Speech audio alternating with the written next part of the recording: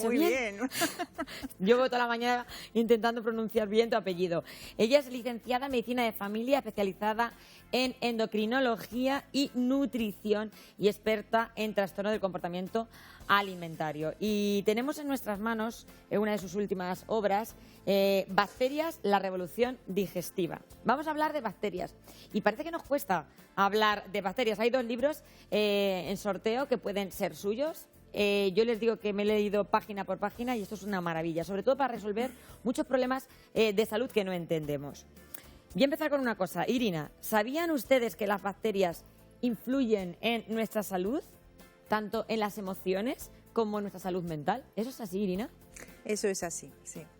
La ciencia confirma que 2 kilos de bacterias que llevamos en el intestino y billones de bacterias que nos tapizan realmente nos manipulan en buen sentido, somos hogar para ellos y influyen en todos los aspectos de nuestra salud, tanto físico como mental. Fíjense hasta el punto de que esas bacterias pueden determinar enfermedades tan importantes como el Alzheimer, como la esclerosis múltiple, como enfermedades que tienen que ver con el trastorno del espectro autista, que sabemos que últimamente vemos que hay muchísimos casos de niños que tienen esta patología, y empezamos a indagar los profesionales, los expertos, y se dan cuenta que detrás está ese desequilibrio en nuestro organismo. ¿Cómo se puede llegar a equilibrar esa parte de bacterias que componen nuestro cuerpo para que nuestra mente esté en orden y al final esto funcione de alguna manera? Bueno, de eso se trata. Estudiamos ahora muy de cerca nuestro microbioma, nuestras bacterias, y cada día casi aparecen nuevas publicaciones científicas de cómo bacterias influyen a nuestra salud. Primero, estar al corriente de qué es microbioma, qué son probióticos, cómo podemos ayudarnos y sí intentar equilibrarlo. Un buen ejemplo de hace poco que las personas con un microbioma, con bacterias equilibradas, tenían mucho menos grave enfermedad, infección por COVID que Estaban más protegidos esas personas que tenían ese microbioma en equilibrio. Y cuando hablamos de microbioma, ¿de qué estamos hablando? Irina. Microbioma son bacterias que viven por fuera y por dentro de nosotros. Vamos a contar lo de las pestañas, que eso es un ejemplo que a mí me encanta. Bueno, sus pestañas, las están viendo sus pestañas y estas que nos ponen con tanto rímel aquí en la televisión y que están tan adornadas, y también todos esos pelillos que tenemos ahí dentro en la nariz, pues ahí hay unos bichitos, ¿verdad? Sí, esto ha sido para entretener al lector en mi último libro. En realidad somos como un campo ecológico. Tenemos distintas zonas. En la axila es zona tropical, en las palmas de mano es zona de más desierto. En cada rinconcito, en todos ecosistemas, en cada una de las partes de nuestro organismo, tenemos bacterias, o más decir microorganismos en todos sitios, que pueden ser hongos, levaduras, pequeños parásitos, pequeños microorganismos de 1 a 2 células o bacterias que dominan.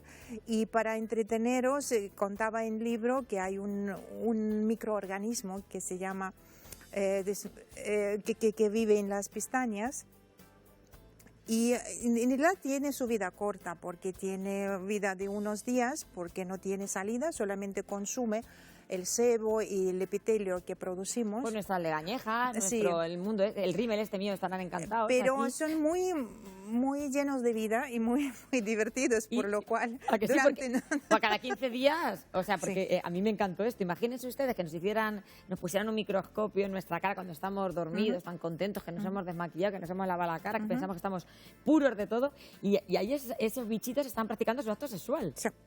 Pero si les gusta por la noche salir y practicar sexo. Si nosotros las quitásemos, ¿qué enfermedades podríamos tener? En realidad mantienen equilibrio y nos quitan este sebo excesivo, epitelio excesivo, ocupan lugar siendo un bichito beneficioso, entonces no llega ningún virus o ninguna bacteria más agresiva. Blefaritis, conjuntivitis. Estas enfermedades, esas personas que a lo mejor tienen quizás durante repetidas ocasiones patologías en el ojo, dicen, ¿qué me pasa si yo no sé por qué tengo ahora me ha salido un orzuelo, por ejemplo, claro. otro? Pues a lo mejor hay un desequilibrio con esas bacterias, seguro. Efectivamente. En realidad las bacterias o microorganismos buenos que viven sobre nosotros buscan equilibrio, buscan paz, somos casa para ellos. ¿Las molestamos? ¿Las estamos molestando demasiado? Y tanto. ¿Y por qué? Y tanto. Yo en el libro comparo como el planeta y nosotros. Es igual como somos planeta para bacterias, pero bacterias nos pueden destruir o nos pueden proteger. Pero todo tema de alimentación, estrés, fármacos... La excesiva higiene... Sí, o que falta, por ejemplo, en el caso de el rostro y pestañas, cuando hay mucho maquillaje y mal cuidado, de desmaquillaje o, por ejemplo, unas cremas no adecuadas, también tapan respiración de la piel y de los párpados y afectan a estos bichitos divertidos. Y empezamos con esos problemas en los ojos. Efectivamente. Problemas, decíamos de esas bacterias que habitan en los ojos, pero es que están habitando en todas las partes de nuestro organismo. Estaba diciendo la doctora Irina, en nuestras manos en el desierto, las axilas son la zona tropical. Cada zona es un ecosistema diferente. Y siempre nos dicen, y eso es una realidad cada vez más evidenciada, que aquí en este estómago que tenemos, este es el segundo cerebro, o sea, hay una conexión directa. Es decir, doctora, si yo te pregunto, por ejemplo, ¿las bacterias pueden incluso influir en nuestros gustos a la hora de comer? Efectivamente. Está comprobado en varias universidades y ya han publicado estudios que en realidad, imaginamos todas estas familias, poblaciones de bacterias, muchísimas que viven dentro de nuestro sistema digestivo, comen de lo que comemos, de restos de nuestros alimentos. Si la dieta es demasiado desequilibrada o más solo dulce o solo proteínas, algunas de estas familias van a sufrir. Entonces hay bacterias que nos pueden influir al gusto y de repente tenemos antojo por chuletón o apetece dulce.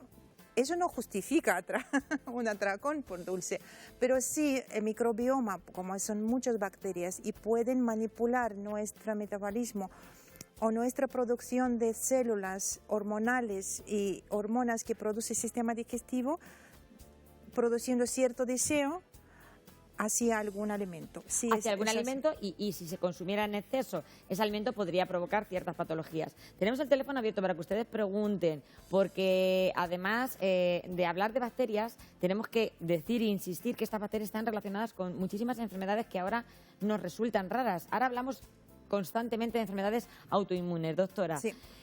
¿Tienen relación también esas enfermedades autoinmunes con nuestras bacterias? Porque ahora todo el mundo tiene una enfermedad autoinmune, bueno, todo el mundo, pero bueno, se diagnostican muchísimas enfermedades autoinmunes. Mucho más, efectivamente. ¿Mucho más? Sí, efectivamente tenemos más evidencia y más alergias y más alteración en infancia.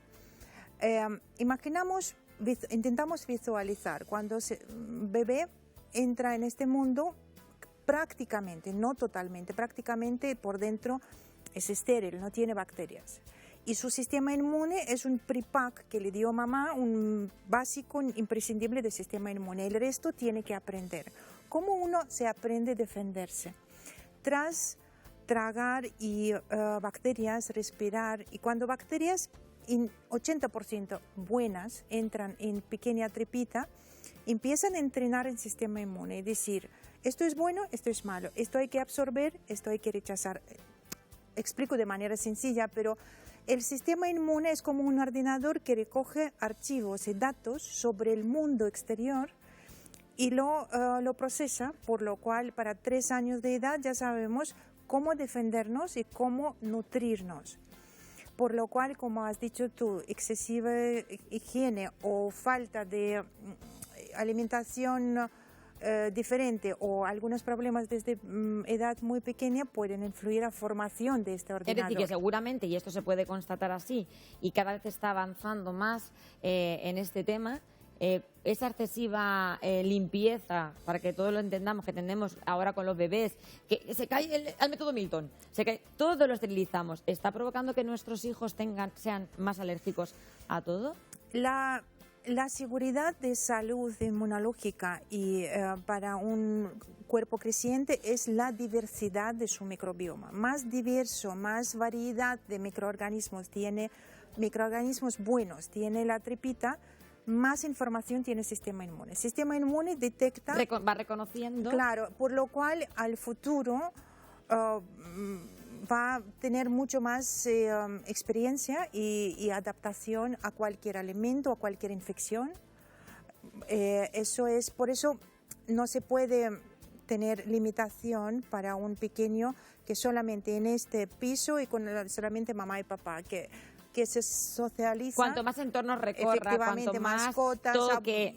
Todo eso normal como antes. En realidad, como hacían antes los que sabían antes, menos sí. y sabían más. Efectivamente. Doctora, también la relación que existe entre nuestro sistema inmune, entre ese microbioma y las enfermedades como el trastorno del espectro autista.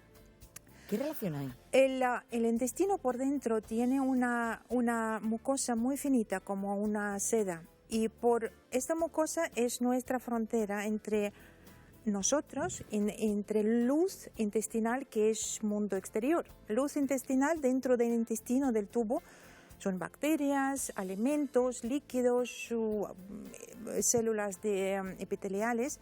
Y esta pequeña pero muy fuerte frontera, por otro lado hay sistema inmune. Y detrás del sistema inmune hay neuronas, nuestro segundo cerebro, nuestras células de emociones. Por lo cual, si esta frontera no funciona bien, ¿por qué? Porque hay bacterias muy agresivas. Eso es. Se aparecen brechas que se llama permeabilidad intestinal. Y tiene mucho aval teoría de que permeabilidad intestinal permite que el sistema inmune comunique demasiado con trocitos de bacterias, de alimentos, y estas sustancias no deseadas traspasan al torrente sanguíneo, por lo cual sobrecargan el cuerpo con inflamación o con señales erróneas. Por lo cual dicen que en desarrollo cerebral y cognitivo, cuando el cerebro pequeño está bombardeado con tantos metabolitos, tantas pequeñas sustancias, puede crear trastornos tipo espectro.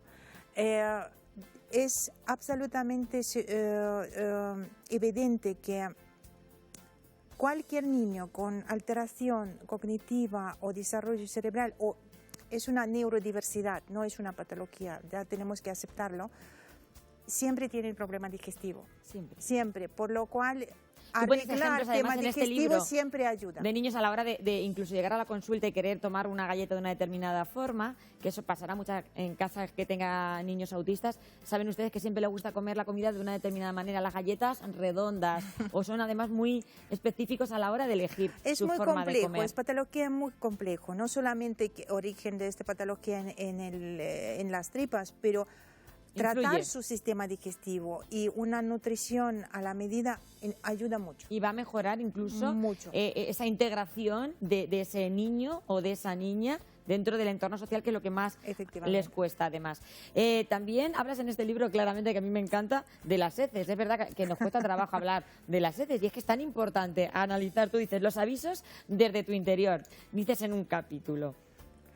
Pasamos por alto muchas veces. Claro, actuamos como eso no se trata de nosotros, pero esto sale desde nuestras entrañas, es algo parte de nosotros, y 70% de las heces al mirar son bacterias. En realidad tenemos tráfico de bacterias continuo, un tránsito, por lo cual un cambio desagradable a la vista o al olor, a la forma, significa: dentro de mí pasa eso, y mis mucosas no es una bolsa de basura. Nos están avisando. Claro, en realidad cualquier reacción digestiva hacia, por ejemplo, diarrea, hacia alguna cólico, retortijón, la tripa nos avisa: algo va mal, quiero echarlo fuera. Y debemos de hacerle caso. Eso es. Y debemos observar. Y cuando algo vemos que no está ni del color ni de la forma adecuada, pues hay que consultar. Y hay algo muy novedoso que decís en el libro que podría ser la medicina del futuro, que es el trasplante de la microbiota intestinal. ¿Eso qué quiere decir? Eso es a nivel de ciencia, ya estudiamos últimos 10 años.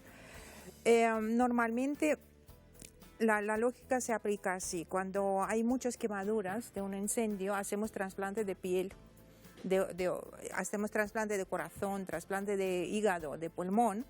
Entonces, cuando el microbioma funciona mal y es un conjunto muy agresivo de bacterias muy agresivas, o por ejemplo, paciente tiene enfermedad de Crohn y todo el intestino es puras úlceras sangrantes, la idea llegó hace años atrás a unos científicos que quizás podemos resetear todo eso, quitar todo lo que está dentro de un intestino y poner nuevo, pero muy equilibrado. Eso se llama trasplante de microbioma.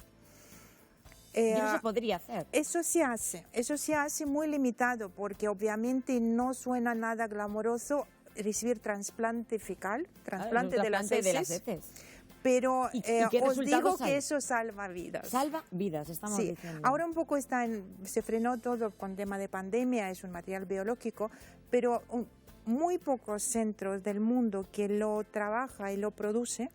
En realidad es un conjunto de bacterias, ya no son las heces. Recogen muestra de un donante súper sano que no es fácil de encontrar, y después lo limpian hasta el momento cuando en esta muestra quedan solo bacterias.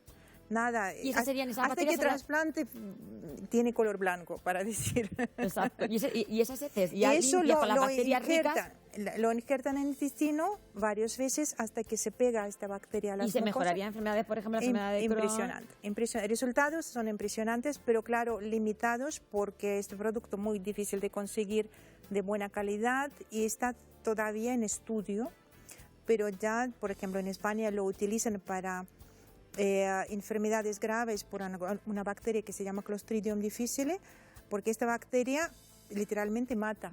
Porque no hay antibiótico que la puede vencer, por lo cual, por código muy específico, cualquier hospital tiene derecho a poner el trasplante que tiene y salvar a esta persona. Hay un capítulo también dedicado a los antibióticos que es maravilloso, que también explica un poco cómo los antibióticos pues empezaron de esa forma, ¿verdad? Sí, por ese error casi, de ese trocico de pan que dejó Fleming, ¿verdad? Y que cuando volvió, pues había conseguido que esas bacterias que estaban ahí pues desaparecieran, y así, gracias a Dios, gracias a los antibióticos han podido salvar tantas vidas. Irina, hay muchísima información en este libro.